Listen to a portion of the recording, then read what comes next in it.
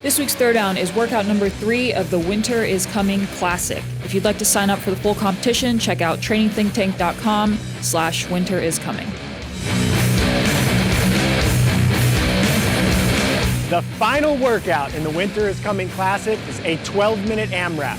It begins with 5 ring muscle-ups, then 11 dumbbell front squats, 50-foot handstand walk, then 5 ring muscle-ups, 11 dumbbell front squats, and 15 seconds of accumulated freestanding handstand hold. To read the full workout and the scaled version, see the description down below. All right, everybody, we're about to watch Winter is Coming Classic workout number 3. So we have 2 other workouts as part of this in-house competition, trainingthinktank.com/winteriscoming if you want to sign up. And now Travis Mayer, the WOD Slayer, in the middle of his first 5 muscle-ups. It's been a while since he's been in a throwdown. Yeah, we haven't This seen is him. exciting. Yeah. I think maybe the last one was the snatch disaster that him and Jake. Oh, They missed like 30 in a row. Yeah. You know, Mike was talking about how we needed a high turnover workout for these, but this workout is really painful. Yeah, very gymnastics heavy, a lot of muscle ups to keep going through, and I think also this is a lot of front squats, Yeah. 22 front squats per round, so leg endurance, gymnastics, all tested.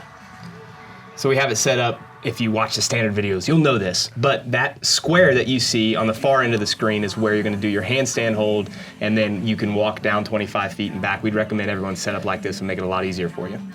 Look at that Yeah. transition. Yeah, so Trav is going out real hot right now. I think this workout for elites is gonna be separated later into the workout. For other people doing this workout, I think it's gonna be a lot about real good self-awareness of gymnastics and figuring out how to break up, because just going through 2 rounds, for example, is already 20 muscle ups. Yeah. So that's a lot of muscle ups to ask people to do if you're not, super gymnastic. I think for most people, you could even think about maybe even the first 5 coming up with a strategy of maybe I want to start 3-2, unless you're really good at muscle ups, because you're only doing 11 front squats, a handstand walk, which is going to fatigue your shoulders, and then you're going right back into the ring, so you have to be thinking about that. So Travis has already used 2 different front rack strategies. He's got Yeah, he now, started with the lame one, now he's doing the good one. Yeah, I actually prefer that one where the lame one? Really? Yeah, they just sit Man, on my I can't shoulders. breathe. It just like crushes. This is one of the things about Travis and other high-level athletes. In workouts like this, they kind of play around and see what works for him. Yeah. Obviously he has a strategy before he does like a games workout or the open, but in workouts like this, he'll play around and see what works and then use that in actual testers. Yeah, I like this. Oh, go ahead, Mia. I was gonna say I was really impressed with his handstand holds throughout this. 15 seconds doesn't seem like a long time until you've done it. Yeah. You kick up and it seems like an eternity. Well, his 25 feet takes less than 15 seconds, so it's more time on your hands than, probably not more than the 50 feet, but Yeah. at least half the length. Yeah, so this is a freestanding handstand came up in stage 1 of the game. So when we're constructing the workouts, we thought that'd be an interesting thing to put in a Metcon and see what people's ability to transfer that skill under fatigue. And you can see Travis, when he's going to, we'll see in this round how he does, but when he transitioned to the handstand walk, it's such a skill that he has refined that he kind of just finishes and then kicks up and starts walking. Whereas right when he was about to approach that handstand hold, he kind of like took that extra second to compose himself and take a break because the skill's a little bit less refined. Might be something we see change over the course of years. Yeah, his transitions are still super fast. So he went from the handstand hold to the muscle ups in 7 seconds, and then from the muscle ups to the front squats in 5 to 6 seconds, which those are super fast transitions to start. If somebody so we're handstand walking right now. I'm gonna ask a question anyway about handstand hold. If somebody can't do a 15-second freestanding handstand hold, is there a way to strategize that, or you just kind of kick up, hold for as long as you can, kick down, and just keep doing it till you get to 15? We gave you a little bit bigger of a box in the game, so it's 5 by 5. So You could basically handstand walk around the yeah, box. you can definitely Forward and backwards, eat shuffling a little around. bit of time if you kick up like right on the inside of the line and just try to like walk really slowly, maybe. So do a Mia handstand walk. I'm only kidding. You're not wrong. No, yours is so much faster. I would definitely do the Mia strategy there. Kick up kind of on the far end of the box and then just let myself kind of fall back and forth. Obviously, it's much easier if you have a perfect body line and you can stay in one spot. But for most of us, we're going to be moving our hands a lot. So I think that if you just have to get the 15 seconds done, that's the best strategy. For me, for some reason, turning in a circle works best. Yeah. Like just rotating in a circle Matt until... Frazier actually did that in stage 1. He started facing in one direction. By the end of it, he was facing in the other. So you might be onto something there. Yeah, but my circle lasts about 12 seconds versus however long he held. So a little bit longer of a transition there, but again, I mean, he's under 8 or 9 seconds for all of these so far. And you can see he keeps changing his strategy from the dumbbells kind of laying on the shoulders to upright like this. Yeah, I wonder what the benefit is for him to do that. See also his squat speed cadence is slowing down a little bit where he's kind of standing at the top before going down into the next rep. I think it's just the cumulative amount of reps on the legs. It's just going to get pretty tough. Yeah, those are definitely sneaky because you look at this workout and there's much more intimidating movements in there. And then there's just these 22 squats. front Every squats single in round, there. yeah. So he's moving a little bit more than the last round, but I mean, again, holding these unbroken is super impressive. I think most people are going to be, 3 or 4 sets max, kind of like you talked about. Where they're just kicking up and kind of falling down. And that's okay too, right? The time starts when your feet get off the ground. So some people are going to have to strategize that way, and that's okay. Something to look at here. So Trav's been one of the most successful male athletes in the sport in terms of number of times at the games and doing well at big competitions, but there's still technical things that he could work on, like here in his muscle ups. He kind of has that knee bend kickback as opposed to, you watch people that are a little bit more skilled at muscle ups specifically, they have that kind of straighter body line and they're getting hip extension and using that arch sequence to kind of catapult themselves up. Whereas Travis, when he does his gymnastics, he kind of has the knee bend and then kicks from his quads to drive the movement up. It's a little bit less efficient. It's still better than 99.9999% of people, but just little things that you can always kind of refine in terms of technique, even at the highest level of sport. Do you think there's a benefit to breaking the front squats? Maybe not for Travis. But yeah, I do definitely think that people are. I think if you could do 6 reps fast, put it down, and then pick them up and do 5 reps fast, that will potentially be just as fast as people doing like 11 slow grinding reps with pausing at the top, where their movements are slowing down. Yeah, obviously the easiest way to look at it is what's going to take you the longest time, and then don't do that one. But sometimes you don't know. Sometimes you don't know until you get into it. It's really great advice. It's obviously common sense, but I think most people always are thinking, I got to go unbroken, so I'm just going to hold on to these. But a lot of times that takes longer, so definitely taking the break. For Travis, it's not going to change much for him. His cadence is still pretty fast. He does have a little bit of a pause at the top, so maybe he can speed that squat cadence up, but overall the transitions have been pretty good. I think a huge pitfall for developing athletes is being attached to that unbroken thought. And I see it a lot in athletes who want to become competitive and are striving for that. They'll make those mistakes in workouts like this, and it takes a while to get the maturity and learn. Yeah. Or you might never get the maturity if you're like me. Always racing. Immature for life. Yeah, there are very few movements that it makes sense to hold on and go unbroken, because most of them, even with like a dumbbell front squat like this, you put it down, you take a couple deep breaths, you pick it back up, you're not wasting much time. Yeah. Maybe a muscle up if the rings are swinging a ton, but then if you fail, all of a sudden you're taking 30 or 40 seconds before you jump back up, and then obviously you're losing a ton of time there.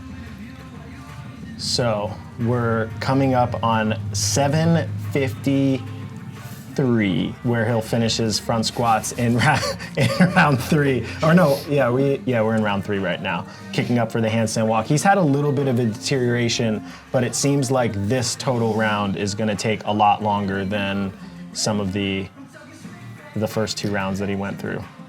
Everyone's going to have some deterioration because most likely it's going to be the freestanding handstand hold. Maybe you can do your first round unbroken, but then if you kick down one time, you're already losing a little bit of time. And then the other one, the handstand walk's going to take longer and longer, right? Because unless you're really enduring, you're going to probably wait at the 25-foot mark a little bit more. So there are going to be things that you kind of fall off on. That's the way I would look at it is strategize to minimize the rest time on those two things so that you can go fast on the other pieces. So I'd like to point out, Mia had taken split times for us to evaluate these rounds, and we thought round 3 was much slower at 4 minutes and 11 seconds, but she actually put the wrong time in, and it was 3:11. So his round splits so far have been 2:15, 2:57, 3:11. And that is still a pretty big fall off. I mean, almost a minute of total time in a fall off. But I think in a gymnastics limited workout, you're gonna find it very, very hard to maintain pace. That's something that you either have to plan ahead of time, like, okay, this is gymnastics limited, so I'm gonna pace really heavily up front, or you just recognize, like for me, you know, whether I'm doing 3-2 in the beginning or 5 in the beginning, I'm probably gonna have a deterioration in my muscle up, so I might as well bank a little bit of time and just plan for bigger rests as I go throughout. So this isn't the kind of linear pacing that we might talk about in a workout that's like rowing and burpees or something like that. Just take that into consideration when you're strategizing these types of workouts. I do think that for a lower level athlete, maybe, I mean, it probably won't be linear, but starting with some more breaks at the beginning is gonna help you out. Yeah. This is where he's losing some time, just like the little transition there. The last couple handstand walks, and again, it's not long, but you know, nitpicking Travis because he's world class, it went from half a second on his first round to, you know, maybe 7 seconds there. But if you talk about the course of 4 rounds and it was deteriorating, then 15, 20 seconds slower, right? Yeah. Another nitpicking thing, I mean, he got over the line when he's handstand walking, but he is borderline where he's basically one hand gets across and then he kind of lets his legs fall down and then he reaches across with that other one. That generally is not a risk I'd tell athletes to take, because if you end up getting a no rep or you try to, you know, move that hand forward and it ends up hitting the line and then you fall and you do get a no rep, you have to walk back 5 feet and then start behind that line. So those types of no reps cost way more time than just like not hitting depth on a front squat or something like that. So Travis, if you're watching it, get across the line under control, man. Also, Travis isn't doing this, but the Open is coming up, hopefully, and there we'll likely see handstand walk or lunges or something where we're using this length. And we had a camp here a few weeks ago, and I would say 95% of people who want to be competitive could not kick up in a handstand with their hands behind the line. So just practice that. Yeah. And if you're judging someone, get them. Yeah, I think it's almost worthwhile just have a line in your gym or use one of the mats and always practice kicking up behind, because in almost every qualifier you're going to have some kind of standard like that. Yeah, except the games this year where they didn't have that. Justin Medeiros completely exploited it. I have a feeling they're going to change that. That's not going to happen again. Yeah. Good for him, though. Honestly, I was watching that. I'm like, that is a great strategy. So one of the last things in the handstand walk, you know, Max, you kind of talked about barely getting over the line. One of the things I've been playing around with is cartwheeling out of my 25 feet. So you're actually pushing towards the line or past the line, then you'll never miss one. I know that seems a little crazy or maybe dangerous, but if you practice that, it's an easy way to kick down and then turn around quickly. Cartwheeling also might turn you around 180 degrees to come back, so. All right. So last set of muscle ups, really good transition there, and he finishes with 4. 4 rounds plus 4 reps, Travis. It's pretty well impressive. done, my friend. Now let's watch the movement standards. Now, let's watch movement standards. Muscle ups, the standard on these, one thing to note. At the top of each muscle up, make sure your arms are fully extended with your shoulders over the rings. For the front squats, these are dumbbell front squats. You can hold them any way you would like as long as the dumbbell is touching your shoulder. Your hip crease must come below the knee, and you must come to full extension at the top of each rep. For the handstand walk, you will have 5-foot increments. You must start with fingers and palms behind the line, and you must pass at least 5 feet for that segment to count.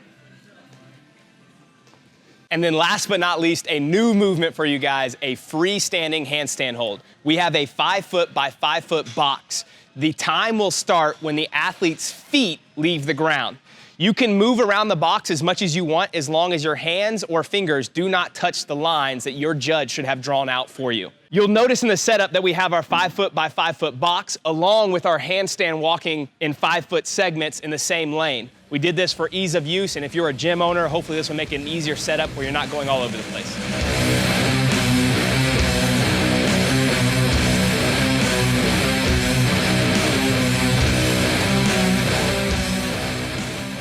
it's a wrap. You know what I'm saying? Your boy Project Tata in this thing, man. Hey, look, man. Thank y'all for watching Training Think Tank's YouTube channel. Y'all hit that motherfucking subscribe button. You know what I'm saying? So y'all go ahead, man.